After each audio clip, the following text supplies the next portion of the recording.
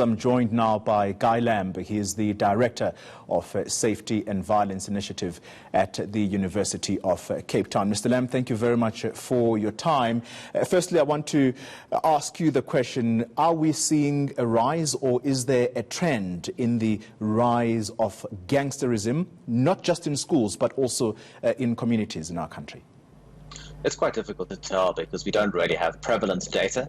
Gangs are with us today, and gangs have been with us for decades, even centuries. What we see is sort of changes in gang structure in some places, but essentially gangs have been with us prior, during the apartheid period, even during the kind of before the apartheid period, but certainly we've seen a diversification and maybe an intensification of gang type activities in more recent years. So it's a resurgence then, would you call it?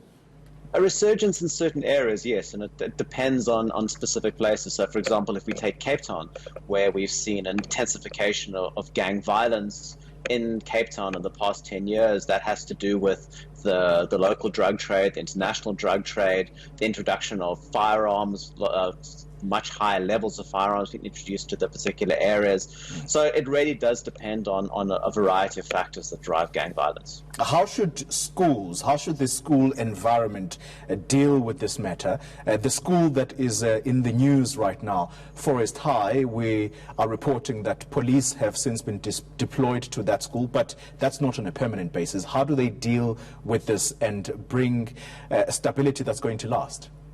Look, there are no easy solutions to this. I mean, schools are pretty stretched when it comes to money because addressing these problems does require resources in the first instance. You need to be able to secure your school. You need to be able to have adequate fencing around your school. You need to have access control to the particular school, namely having people on the gates to kind of control access if you're in a kind of area affected by gang violence. But there are other options that can be done. For example, in Cape Town, there we've seen the introduction of what's known as school resource officers, who actually are metro police that work with the South African police services. So they're on the school grounds, they can effect arrests, they can, kind of deal with a whole lot of discipline-related issues.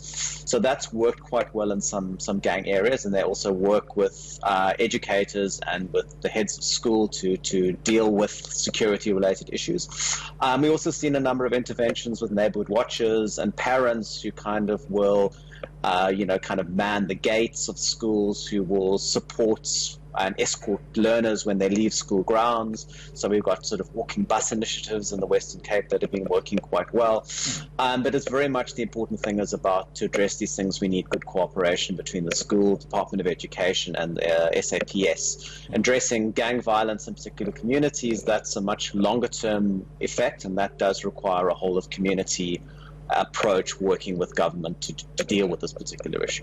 I'm glad you raised the community involvement element because at some point I think there was this idea or this initiative of spot checks where kids are inspected unannounced. Their bags are opened up to look for things like drugs, for example, or even dangerous weapons. That didn't get much support. There was in fact criticism against that. Would you advocate for a reintroduction of that, and how are parents going to feel about that? I mean, this doesn't necessarily deal with the problem. It really just kind of victimizes a whole range of people here. So you're going to be targeting not only those who are associated with gangs, but also those who aren't. So certainly learners are going to feel persecuted.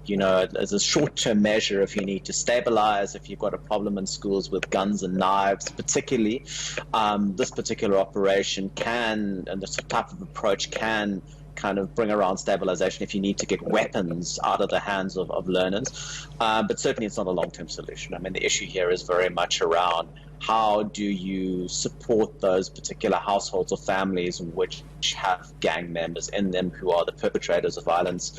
Also, how do you support those learners who potentially are victims because they feel they've got nowhere else to turn to, so they often turn to other gangs to provide support. So it's very much around how do schools work with the necessary families, how do groups within communities support those particular families.